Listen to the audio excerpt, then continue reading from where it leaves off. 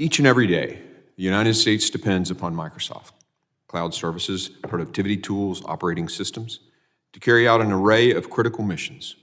Microsoft is deeply integrated into our nation's digital infrastructure, a presence that carries heightened respect and heightened responsibility. We're holding this hearing today because of the latest Department of Homeland Security Cyber Safety Review Board, CSRB report. The report, attributed last summer's Microsoft Exchange Online hack by Storm 0558, which is backed by the Chinese Communist Party to, and I quote, a cascade of security failures at Microsoft, end quote. The determinations were based on a number of findings detailed in the report, and I have the report and would like to introduce it into the record, and so ordered. Specifically, Storm 0558 accessed Microsoft Exchange accounts using authentication tokens signed by an inactive private encryption key that Microsoft created in 2016.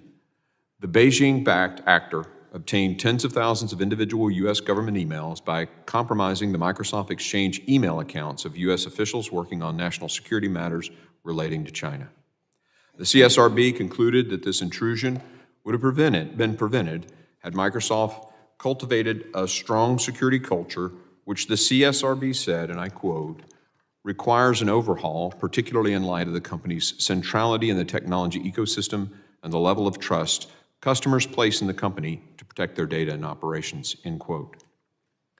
By any measure, this cyber intrusion was not sophisticated. It did not involve advanced techniques of cutting-edge technologies. Instead, Storm 0558 exploited basic, well-known vulnerabilities that could have been avoided through basic cyber hygiene. In other words, this was avoidable. This is extremely concerning and falls to this committee to do the due diligence and determine just where Microsoft sits and how it's taken this report to heart. Our goals today are simple. We want to give the company we put so much faith in as a government the opportunity to discuss the lessons learned, the actions taken, and of course, to share where they feel the report could have been wrong. To be clear, the U.S. government would never expect a private company to work alone in protecting itself against a nation-state actor. We need to do more work to define roles and responsibilities for public and private sector actors in the event of nation-state attacks. Our nation's adversaries possess advanced cyber capabilities and substantial resources, often exceeding the defensive cybersecurity measures available to even the most sophisticated companies. However, we do expect government vendors to implement basic cybersecurity practices. Since this is not the first time Microsoft has been the victim of an avoidable cyber attack, and in the light of the report, it's now Congress's responsibility to examine the response to this report. We must restore the trust of the American people who depend on Microsoft products every day. We must also address broader questions regarding the mitigation of economic and national security risks. This hearing aims to shed light on these issues and ensure Microsoft has implemented the CSRB's recommendations to safeguard against future breaches. As we dive into these issues, we need to keep three things in mind. First, closing the cyber workforce gap, my top priority for the committee this year. The security challenges we face as a nation are compounded by the persistent shortage of cybersecurity professionals. As Microsoft continues its work to invest in our cyber workforce, we must hearken back to the lessons from the report. Our cyber professionals must be trained to think security first. We must equip them with the right skills to protect our networks and to build our systems' security. Second, we need to define the role of public and private sector entities in protecting our networks against nation-state actors. And I think the federal government has been silent too long on this. These attacks have become increasingly common rather than anomalies.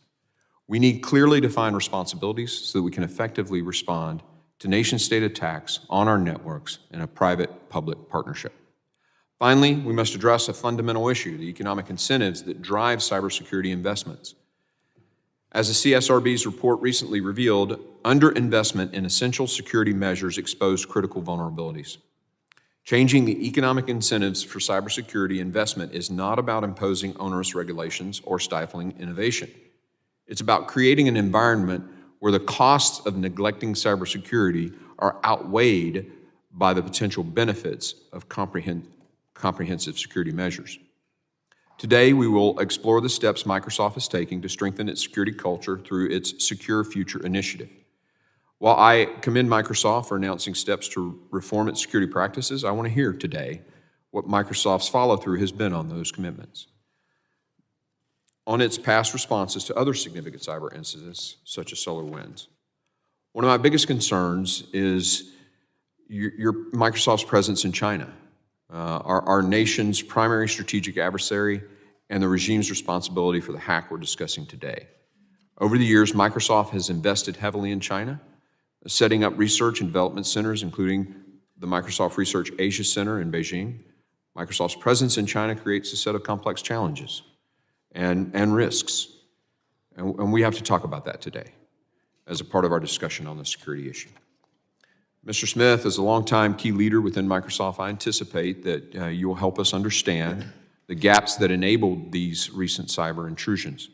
The American people, as well as the numerous federal agencies that depend on Microsoft, deserve those assurances that their data and their operations will be protected. And Mr. Smith, we appreciate your presence here today and look forward to your testimony.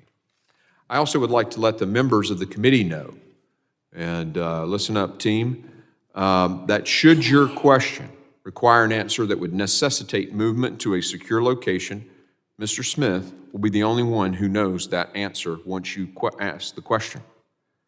Look, China and Russia, Beijing and Moscow are watching us right now. And if you don't think that's true, you're naive. The last thing we want to do is empower our adversary in any way.